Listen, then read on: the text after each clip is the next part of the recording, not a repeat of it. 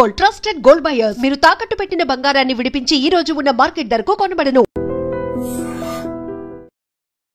అంటే పొద్దున్న లేచిన దగ్గర నుంచి భగవంతుని స్మరణలో ఉండాలా? అసలు ఎవరిని స్మరించుకోవాలి? ఏ రకంగా స్టార్ట్ చేయాలి డే అని? చూడండి, ఒక రోజు మనకు వచ్చింది అంటే అది భగవంతుడి యొక్క కృప వల్లే కదండి. అవును. ఈ రోజు మనకి ఈ జన్మ వచ్చింది అని అంటే స్వామిని స్మరించాలి. హరి హరి హరి హరి అని అంటాం మనం. హరి అష్టకము అని అంటాం అనమాట. హరినామ స్మరణతో ప్రారంభం చేయాలి రోజు అని చెప్తారు. భగవంతుడికి, మన ఆచార్యులకి, గురువులకి అందరికీ ఒకసారి నమస్కారం చేసుకోవాలి. పృథ్వీని నమస్కరించాలి. ఎందుకంటే ఆవిడ మన జనని. కానీ ఆవిడ మనల్ని భరిస్తుంది కదండి. మనం ప్రతిరోజు అడుగు పెడుతూ ఉంటాం పృథ్వీ పైన, వివిధ రకమైన కృత్యములు చేస్తూ ఉంటాం అనమాట. కాబట్టి ఫస్ట్ లేవంగానే, ఎంతమందికి అలవాటు ఉందో లేదో తెలియదు కానీ ఫస్ట్ లేవంగానే భూమాతను స్మృశించాలి. శ్లోకములు ఉన్నాయండి, శ్లోకములు నేర్చుకోగలిగితే నేర్చుకోండి. కానీ ఆ భావన, అమ్మా నీ పైన అడుగు పెడుతున్నాను కదా, మమ్మల్ని క్షమించు, మమ్మల్ని రక్షించు అనే ఒక భావనతో మనము నేలని స్పృశించి నమస్కరించుకోగలిగితే అది చాలా అద్భుతమైన విషయం అనమాట. దాని తర్వాత మనం భగవంతుని స్మరించి పృథ్వీని స్పృశించి నమస్కరించుకొని మన గురువులకి, ఆచార్యులకి నమస్కారం చేసుకొని, మీకు ఒక విషయం చెప్తాను. అన్నిటికంటే ముందు 2 అక్షరాలతో ప్రారంభమయ్యేది రోజు పూర్వకాలంలో, హరి అని. ఇప్పుడు కూడా 2 అక్షరాలతో ప్రారంభం అవుతుంది, కాఫీ అని. కరెక్ట్. కాఫీ అనకుండా పక్కన పెట్టి హరి అనటంలో నిద్ర లేవాలి. ఓకే. నిద్ర లేసిన వెంటనే స్నానం ఆచరించాలి. మీకు ఒక విషయం తెలుసా అండి? స్నానం అనేది సనాతన ధర్మంలో చాలా ముఖ్యమైన విషయం. మనము చాలా మందికి అర్థం కాదండి. స్నానం లేకుండానే రోజును ప్రారంభం చేసేయటము, వంటింట్లోకి వెళ్ళిపోవటము, తర్వాత టిఫిన్ చేసేయటము, ఇలాంటివన్నీ చేస్తూ ఉంటారు. చాలా పెద్ద తప్పది. మనం ప్రొద్దున లేవంగానే భగవంతుని స్మరించుకొని ముందు చేయవలసింది స్నానము. స్నానంలో కూడా గంగే చ యమునే చైవ గోదావరి సరస్వతి నర్మదే సింధు కావేరి జలేస్మిన్ సన్నిధిం కురు. అన్ని నదులను కూడా, గంగా జలమును, యమునా జలమును మనం స్మరించుకొని స్నానం ఆచరించాలి. మీకు ఇంకొక విషయం చెప్తాను, చాలామందికి తెలియని విషయం. మన ధర్మం మనకి చెప్తుంది, స్నానం ఆచరించేటప్పుడు వస్త్రం లేకుండా స్నానం ఆచరించకూడదు. మనము ఒక బట్ట కట్టుకొని స్నానం చేయాలి. అది ఆ నీటికి, ఆ దేవతకి మనం ఇచ్చే గౌరవం అన్నమాట. కాబట్టి స్నానం ఆచరించేటప్పుడు అపవిత్ర పవిత్రోవ సర్వావస్థాన్ గతోపివ యత్స్మరేత్ పుండరీకాక్షం సబాహ్యాభ్యంతర శుచి.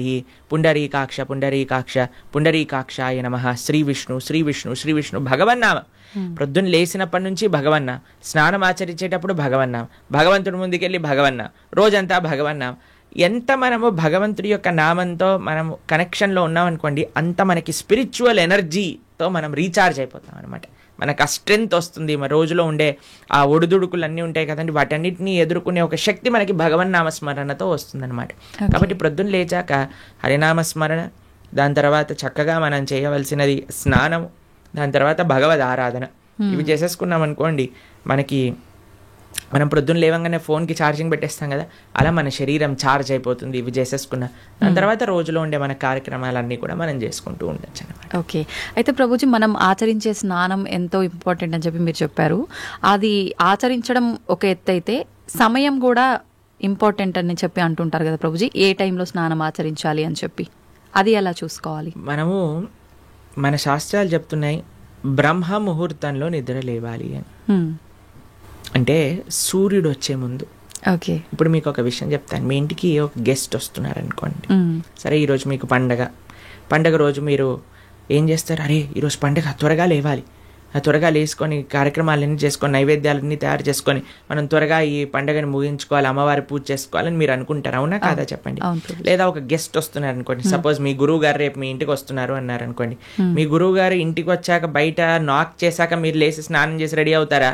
లేదా ఆయన వచ్చే ముందే అన్ని సదుపాయాలన్నీ కూడా సక్రమంగా చేసుకొని పెట్టుకుంటారా చెప్పండి? వచ్చే ముందే చేస్తాం, అంతే కదండి. ఎవరైనా గెస్ట్ వచ్చినా, మన ఇంటి గురువులు వచ్చినా, ఎవరో ఒకళ్ళు అలా చేసుకుంటాం కదా.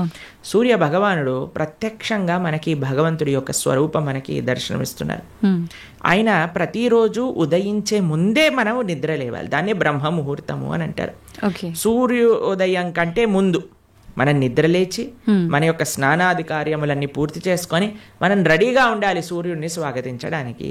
మన యొక్క భగవన్నామ స్మరణ చేసుకుంటూ మనం రెడీ అయిపోతాం అనమాట. అందుకే సంధ్యావందనాది కార్యక్రమములు మనం ప్రొద్దున పూట, మధ్యాహ్నం పూట, సాయంకాలం పూట 3 పూటలు చేస్తాం అనమాట. ఆయన ఎవరికి చేస్తున్నాము అని అంటే సూర్యమండలంలో మధ్యలో ఉన్న భగవంతుడికి మనం చేస్తున్నాము. కానీ ఆయన మనకి భగవంతుడిని దర్శింపజేసే ఒక ప్రత్యక్షమైన క్యారియర్. ఓకే, కాబట్టి మనం ఆయన వచ్చే ముందే మనం నిద్ర లేవాలి. ఆయన రాకముందే మన యొక్క నిత్య కృత్యములన్నీ కూడా పూర్తి చేసుకొని మనము ఆధ్యాత్మిక కార్యక్రమంలో నిమగ్నమై ఉండాలి. ఓకే, మీరు చూడండి, ప్రొద్దున పూట లేవటం అనేది అటు మన ఆరోగ్యరీత్యా, అలానే సామాజిక పరంగా, అలానే మన ఆధ్యాత్మికంగా, శారీరకంగా, అన్ని మానసికంగా అన్ని విషయములలో మనకి మంచి చేస్తుంది. అందుకే early to bed and early to rice keeps a man healthy, wealthy and wise అని అన్నారు. కాబట్టి ప్రొద్దున పూట బ్రహ్మ ముహూర్తంలో నిద్ర లేచి స్నానం ఆచరించవలే. ఇది ప్రతి సనాతన ధర్మానికి సంబంధించిన వారు తప్పక ఆచరించాల్సిన ఒక పద్ధతి. ఓకే, అయితే ప్రభుజీ మనం మాట్లాడుకున్న దాంట్లో ఇంకొకటి భగవంతుడి ఆరాధన. చాలా వరకు అంటే ఇంట్లో మగవారు పూజ చేస్తేనే మంచి ఫలితం పొందుతారు అని చెప్పి ఈ మధ్య కాలంలో చెప్తున్నారు. కానీ ఎక్కువగా ఆడవాళ్ళే పూజ చేస్తుంటారు. అసలు నిజంగా ఆడవాళ్ళే పూజ చేయాలా, మగవారు చేయొచ్చా? అసలు మగవారు చేయాల్సిన కార్యక్రమాలు ఏంటి ఆధ్యాత్మిక పరంగా? ఎవరెవరు ఉద్ధరింపబడాలి అని అనుకుంటారో, ఎవరెవరికి భగవంతు అనుగ్రహం కావాలనుకుంటున్నారో వాళ్ళు చేయాలండి. మీకు ఒక విషయం చెప్తాను. ఒక మగవాడు పూజ చేసిన, ఆరాధన చేసిన, పుణ్యం చేసిన, పునస్కారం చేసిన, దాంట్లో ఉండే 50% ఆడవారికి వెళ్తుంది. ఓకే, ఎంత? 50%. 50%. ఏదైనా పాపం చేశాడనుకోండి, దాంట్లో 1% కూడా ఆడవారికి రాదు. అదేలా ప్రభుజీ? మరి పుణ్యం అయితే పుణ్యం 50% వెళ్తుంది, పాపంలో వెళ్ళదు.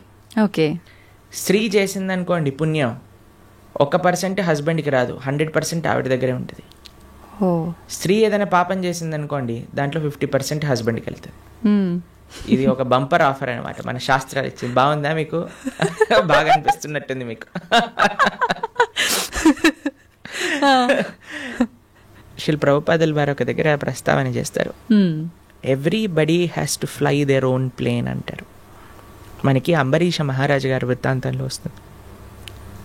అయినా ప్రొద్దున లేవంగానే నిరంతరము కూడా భగవంతుడి యొక్క ఆరాధనలో, ఆయన చేతులన్నీ కూడా భగవంతుడి యొక్క పూజలో, పాదాలు భగవంతుడి యొక్క ఆలయ ప్రదక్షిణలో, మనసు భగవంతుని చింతించటం. సవై మన కృష్ణ పదార విందయో వాచాంసి వైకుంఠ గుణానువర్ణనే కరే హరేర్మందిరమార్జనాదిషు అని ఆయన యొక్క దినచర్య మొత్తం చెప్తారనమాట.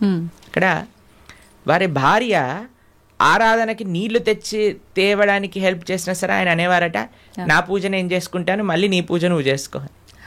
ఆయన అన్ని సదుపాయాలు సమకూర్చుకొని, ఎందుకంటే చూడండి, భగవంతుడితో మనకుండే రిలేషన్షిప్ ఎక్స్ట్రీమ్లీ పర్సనల్ అండి.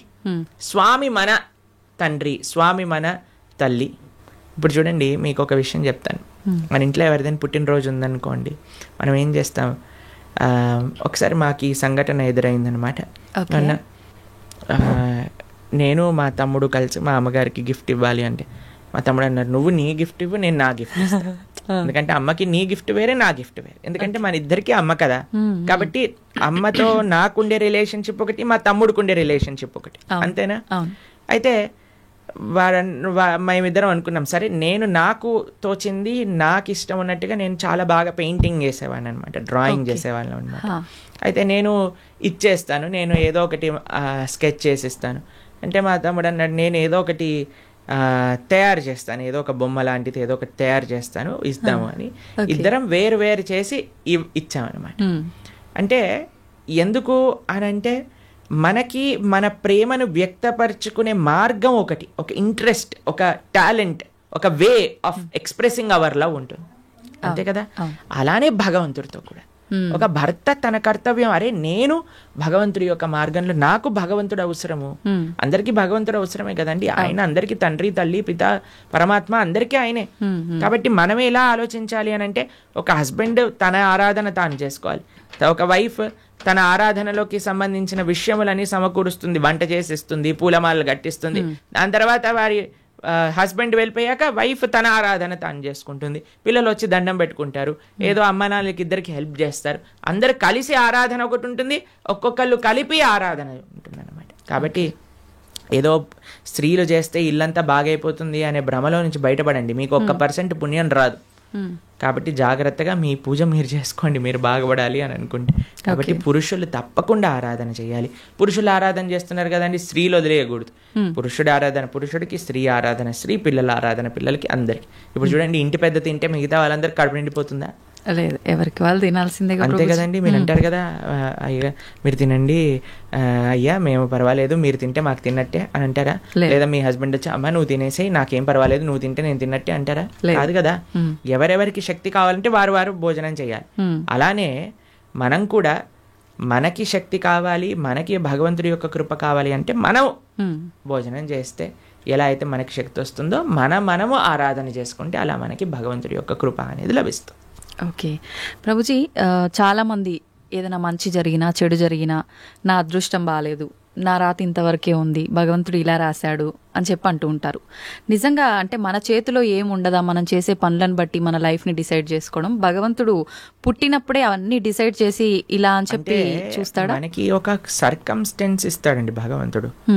చాయిస్ ఎప్పుడు మన చేతుల్లోనే ఉంటుంది, మనం ఏం చేయాలి అని. ఫర్ ఎగ్జాంపుల్ మీకు ఒక విషయం చెప్తాను. ఒకరికి ఇల్లు రాసుంది, ఒకళ్ళి ఇల్లు మీకు మీ జీవితంలో కలుగుతుంది అని రాసి ఉంటుందండి. కానీ ఆ ఇంట్లో ఏం చేస్తారనేది మీ చేతుల్లో ఉంది. ఓకే, ఇల్లు వస్తుందనే వరకు మాత్రమే మన చేతుల్లో ఉంది. ఇంట్లో ఏం చేస్తాం, మనం ఒక చక్కటి పూజ చేసుకుంటామా, పునస్కారం చేసుకుంటామా, లేదా 10 మందిని పిలిచి మందు పోసి డాన్స్లు వేస్తామా అనేది మన చేతుల్లో ఉంది. మీరు కానీ మంచి ఆరాధన చేసుకున్నారనుకోండి, ఆ పుణ్యాన్ని బట్టి మీకు నెక్స్ట్ ఏమవుతుందో రాసింది. లేదు మనం తప్పు చేసామనుకోండి, ఆ తప్పు బట్టి నెక్స్ట్ కర్మ ఏర్పడుతుంది అనమాట. What is return is what you will get. మనకేం వస్తుంది అని, దాంతో మనం ఏం చేస్తాము అనేది రాసలేదు, అది మనకు వదిలేశాడు భగవంతుడు. మన విచక్షణతో మంచి మనస్సుతో మనం దాన్ని ఆచరణ చేయాలి. అంటే మన చేతిలో ఉన్నట్టే 100% మన చేతుల్లో ఉంది. ఇప్పుడు అంటుంటారు కదా, పరిస్థితులను బట్టి ఇంట్లో వాతావరణాన్ని బట్టే పిల్లల బుద్ధులు కూడా అని చెప్పి, ఇప్పుడు ఇది కూడా అలాగే భగవంతుడు మనకు ఒక ప్లాట్ఫామ్ ఇచ్చి వదిలేశారు, ఎలా అనేది మన చేతుల్లోనే ఉంది. ఇప్పుడు మీకు ఒక ఫోన్ ఇచ్చారనుకోండి, ఫోన్ ఇచ్చారు, ఫోన్తో మీరు ఏం చేయొచ్చు అనేది మీ చేతుల్లో ఉంది. ఒకళ్ళు ప్రవచనమైనా అయినచ్చు, లేదా పిచ్చి పిచ్చి సీరియళ్ళు సినిమాలైనా చూడొచ్చు. ఫోన్ రావటం మన చేతుల్లో ఉంది, దాంతో ఏం చెయ్యాలి మీ చేతుల్లో. ఇప్పుడు మీరేం చేస్తారు, పిల్లల్ని స్కూల్లో వేస్తారు, మంచి స్కూల్ చూస్తారు, అరే ఈ పిల్లలు మంచి చదువుకోవాలి, మంచి స్కూల్లో చదువుకుంటే వాళ్ళు మంచి మార్గంలోకి వెళ్తారు, కష్టమైనా ఏదైనా సరే కష్టపడి అయినా సరే వాళ్ళని మంచి స్కూల్లో జాయిన్ చేస్తారు. మంచి స్కూల్లో జాయిన్ చేశాక వాడు చదువుతాడా లేదా అనేది ఎవరిపైన నిర్ధారణ పడి ఉంటుందండి? వాళ్ళపైన. ఒక స్కూల్లో ఒక టీచర్ 10 మందికి ఒకటే రాగంగా చదువు చెప్తుంది, కానీ ఒక్కొక్కరు ఒక్కొక్క విధానంగా చూసుకుంటారు. ఎందుకు? వాళ్ళ శ్రద్ధ బట్టి. ఓకే, అలానే మన జీవితంలో కూడా ఏమీ నీ దగ్గరకు వస్తుంది అనేది రాసి ఉంటుంది, దాన్ని ఎలా యూజ్ చేస్తావు అనేది నీ చేతుల్లో ఉంది. ఓకే ప్రభుజీ, అంటే దీని ఆధారంగా తీసుకుంటే అంతా మంచిగా ఎక్కువ డివోషనల్ సైడ్ ఉండి అన్ని మంచి పనులు చేసి న్యాయంగా ఉన్న వాళ్ళు కూడా చాలా మంది ఇబ్బందులు పడుతున్న వాళ్ళని కూడా చూస్తున్నాం కదా, మరి భగవంతుడు అలాంటి వాళ్ళకి ఎందుకు సపోర్ట్ చేయడంటారు? మీకు ఒక విషయం చెప్తాను, చాలా జాగ్రత్తగా ఆలోచించవలసిన విషయం. నిజంగా ధార్మికంగా, నిజంగా ఆధ్యాత్మికంగా ఉంటే వాడు ఎప్పుడు నాకు ఇబ్బంది వచ్చిందని అన్నాడు. మీకు విషయం చెప్తాను, మా అమ్మమ్మ ఆవిడ పెద్దజీయర్ స్వామి వారి యొక్క శిష్యులు అనమాట. అయితే చాలా వృద్ధురాలు, 85 years దాటిపోయి ఉంటుంది. నడిచేటప్పుడు ఇలా వంగిపోయి నడుస్తారనమాట, మొత్తం ఇలా కిందికే చూస్తారు ఆల్మోస్ట్గా. చాలా ఆరోగ్యం అస్సలు బాగుండదు అనమాట. అయితే మాకు ఒకసారి ఫోన్ చేశారు. ఫోన్ చేశాక ఆవిడ రోజు ఒక 6-7 గంటలు భగవన్ నామస్మరణ చేస్తారు, విష్ణు సహస్రనామం రోజు 2 పూటలు చదువుకుంటారు, గీతా పారాయణ చేస్తారు, అన్నీ చేస్తారు. ఒకసారి నాకు ఫోన్ చేశారు, ఆ అమ్మమ్మ యొక్క ఆరోగ్యం అస్సలు బాగాలేదు, ఫోన్ చేసి ఆవిడ యొక్క ఆరోగ్యం బాగా అవ్వాలి, భగవంతుడికి ప్రార్థన చేస్తున్నానని చెప్పు అని అన్నారనమాట. అస్సలు అంటే అస్సలు బాగాలేదండి ఆరోగ్యం. అప్పుడు మేము ఫోన్ చేశాం, ఫోన్ చేసి మీకోసం ప్రార్థన చేస్తామండి, మీ ఆరోగ్యం బాగా అవ్వాలి అని అంటే ఆవిడ అన్నారు, ఆరోగ్యం కోసం ప్రార్థన చేయాల్సిన అవసరం లేదు, ఈ ఆరోగ్యంలో తక్కువ ఎక్కువ అవుతూనే ఉంటుంది. నేను భగవంతుని ఎల్లప్పుడూ గుర్తుపెట్టుకోవాలి, మా ఆచార్యులు చెప్పిన విషయాలన్నీ మాకు గుర్తుండాలి. చనిపోయే చిట్ట చివరి క్షణంలో ఆ స్వామి యొక్క ఆ స్మరణ నాకు రావాలి అని దండం పెట్టుకో, ఆరోగ్యం గురించి దండం పెట్టుకోవాల్సిన అవసరం లేదు అని చెప్పి. నిజంగా ధార్మికమైన చింతన ఎవరికైనా ఉందనుకోండి, వారు ఎప్పుడూ కూడా నాకు వచ్చే కష్టం అని అనుకోరండి. వచ్చే ఒకటే కష్టం ఏంటో తెలుసా అండి, భగవంతుణ్ణి విస్మరించటమే నిజమైన కష్టం జీవుడికి. అది లేనప్పుడు ఏ కష్టంలోనైనా సరే భగవంతుడు కుంతిమారాని ఏమంటుందో తెలుసా అండి, అయ్యా నాకు ఇంకా కష్టాలు ఇవ్వు కృష్ణ అంటుంది. ఎందుకో తెలుసా, కష్టాలు ఇచ్చినప్పుడు నిన్ను గుర్తొస్తున్నారు, మాకు సుఖాలు వచ్చాయనుకో నిన్ను మర్చిపోతామని. కాబట్టి ధార్మిక చింతన ఉన్న ఏ వ్యక్తి కూడా కష్టం వచ్చింది అని అనుకోడు, ప్రతి ఒక్కటి భగవత్ ప్రసాదంగా స్వీకరిస్తారు. ఓకే, అది ముఖ్యమండి. మాకు ఎంతోమంది, మీకు ఒక విషయం చెప్తాను. శ్రీల కదంబకానన స్వామి అని మా ఇస్కాన్లో ఒక స్వామీజీ ఉంటారనమాట. ఆయనకి 4th స్టేజ్ క్యాన్సర్. ఈరోజు టెస్ట్కి వెళ్ళారు, తెలిసిపోయింది, రేపు అడ్మిట్ అవ్వాలి డాక్టర్ అని చెప్పారు. మీరు ట్రీట్మెంట్లో ఉన్నారనుకోండి, 1 year మీరు హాస్పిటల్లో ఉండండి, మేము మీకు ట్రీట్మెంట్ చేస్తాము, ఒక 2-3 సంవత్సరాలు బ్రతుకుతారు మీరు అన్నారు. ఆయన అన్నారు, భగవంతుడు ఇచ్చిన జన్మ నాకు, దీన్ని భగవంతుడి యొక్క సేవలో వినియోగించుకోవాలి, 2-3 సంవత్సరాలు ఎక్స్ట్రా బ్రతకడం వల్ల ఏం చేసేది లేదు, కాబట్టి నేను బృందావనానికి వెళ్ళిపోతాను అని అన్నీ వదిలేసి బృందావనానికి వచ్చేసారు. సంవత్సరం పాటు అక్కడ పూర్తిగా తెలుసు ఆయనకు, ఒక్కొక్క రోజులో నా రోజు అయిపోతుంది, ఇంకా డాక్టర్స్ చెప్తున్నారు ఇంకా 10 రోజులు, ఇంకా 2 రోజులు, ఇంకొక రోజు మాత్రమే. బిందాస్గా కూర్చొని చేర్పైన వాళ్ళ శిష్యులందరికీ కూడా ఉపదేశం చేసి, కీర్తన చేస్తూ, భగవన్నామ స్మరణ చేస్తూ, విగ్రహాలు ముందే పెట్టుకొని రోజు ఆరాధన చేస్తూ, చివరి రోజు కూడా నవ్వుతూ బ్రహ్మాండంగా ఆనందంగా ఆ మృత్యు యొక్క ఒడిలోకి, అంటే భగవద్భక్తులకు మృత్యువు రాదండి, శ్రీకృష్ణ పరమాత్మ డైరెక్ట్గా వస్తారనమాట. కాబట్టి కష్టం ఏమి కష్టం కాదండి ఈ ప్రపంచంలో. కష్టం వచ్చినా సరే అది మనం పూర్వజన్మ చేసుకున్న ఫలము. ఇప్పుడు మీరు ఆయన మంచోడు అని అంటున్నారు అంటే, లేదా మంచి చేస్తున్నారు అనుకుంటున్నారు, ఇంతకు ముందు ఏం చేశామో మీరు చూసారా? లేదు. మనం ఇంతకు ముందు jన్మలో ఏం చేసుకున్నామో మనకు తెలియదు కదా. కాబట్టి కష్టం వస్తుంది అని అంటే అకారణంగా కష్టం ఎందుకు ఇస్తాడండి? భగవంతుడికి ఏం పని లేదా? ఆయన ఇక్కడ ఉన్నారు కదా హైదరాబాద్లో మూసాపేటలో, ఆయన కష్టం ఇవ్వండి కొద్దిగా చూద్దాం ఎలా బాధపడతాడో అని ఆయన ఏమన్నా పైన వైకుంఠం నుంచి ఆ పని చేస్తున్నారు చెప్పండి? లేదు. ఆయన ఎందుకు అంటాడండి ఎవరికైనా కష్టం తెప్పించాలి అని భగవంతుడు ఎందుకు అనుకుంటాడు చెప్పండి? ఇప్పుడు మీరు చూడండి, చిన్నపిల్లలు ఇప్పుడు నేను బాగా అల్లరి చేశారనుకోండి, రూమ్లో వేసేస్తారు, వేసేసి లాక్ పెట్టేస్తారు, లాక్ పెట్టేసి ఏడుస్తారనమాట పిల్లలందరూ చాలా. అమ్మాయి ఏమన్నా కావాల్సుకొని అరే మా పిల్లవాడు బాగా ఏడుస్తున్నాడు అని ఆనందపడుతుందా అండి? ఎందుకు వేసింది రూమ్లో? తెలుసుకోవాలని, అల్లరి మానేయాలి, మంచిగా ఉండాలి బుద్ధిగా కదండి. అమ్మ ఒక కొట్టినా, ఒక మాట అన్నదా, తిట్టినా, రూమ్లో వేసినా, దేనికైనా సరే ఒక పనిష్మెంట్ ఎందుకు వస్తుంది? ఎందుకంటే మారి మంచి విషయములు తెలుసుకొని ముందుకెళ్తారేమో అని. భగవంతుడు కూడా మనకి ఏదన్నా ఇచ్చాడు అని అంటే, ఒక కష్టం ఇచ్చాడు అని అంటే, ఆ కష్టం నుంచి ఏం నేర్చుకోవాలి? Failures are stepping stones for success అని అంటారు. ఒక నష్టం జరిగినా, ఒక ఏదైనా సరే, అరే మనం ఇంకా ఇంకా ఇంకా భగవన్ నామస్మరణ ఎలా చేసుకోవాలి, భగవంతుడికి దగ్గరికి ఎలా అవ్వాలి. ఇప్పుడు మీకు ఒక విషయం చెప్తానండి. బృందావనంలో లాస్ట్ ఇయర్ మేము ఆ వీడియో చూస్తున్నాం అనమాట. యమునా నది మొత్తం పొంగిపోయి బృందావనం మొత్తం కూడా మునిగిపోయిందనమాట. అందరు షాపులలోకి, ఇంట్లలోకి, అన్నిట్లోకి నీళ్ళు వచ్చేసాయి మొత్తం కూడా. అయితే ఇంటర్వ్యూ చేసే వాళ్ళు వెళ్తున్నారనమాట. వెళ్తూ టీవీ ఛానల్లో వాళ్ళు ఏమనిపిస్తుందండి మీకు, ఏమనిపిస్తుందండి అంటే, ఓ బహుత్ మజా ఆ రహా హై, యమునా మహారాణి హమారే ఘర్ మే ఆ గయి హై అని ఆరతులు ఇస్తున్నారనమాట. వాళ్ళకి ఏమనిపించట్లేదు, వాళ్ళ సామాన్లు కొట్టుకుపోయాయి, వాళ్ళ షాప్ పాడైపోయిందని. యమునా మహారాణి హమారే ఘర్ పధార్ రహీ హై, యమునా మహారాణి హమారే షాప్ మే ఆ గయి హై, అందరు కీర్తన పెట్టుకొని డాన్స్ వేస్తున్నారు అనమాట. చూడండి, అదే మన ఇంట్లో నీళ్ళు వచ్చాయనుకోండి, హే ఈ గవర్నమెంట్ గలీజ్ది, ఇది ఇట్లా అయిపోయింది, అది అలా అయిపోయింది అని మనం ఏడుస్తూ ఉంటాం. చూసే విధానం అండి జీవితంలో. ఒకటి కష్టం వచ్చినా, నష్టం వచ్చినా భగవత్ ప్రసాదంగా ఉన్నాం అనుకోండి, ఏం పెద్ద కష్టం లేదు. కానీ పరమాత్మ ఎవరికి కష్టం ఇవ్వాలి అని అనుకోరు. మన యొక్క పూర్వజన్మ ఫలితం మనకు ఒక విధంగా వచ్చిందనుకోండి, దాన్ని స్వీకరించాలి. తండ్రి ఐ యాక్సెప్ట్ అని ముందుకెళ్ళాలి.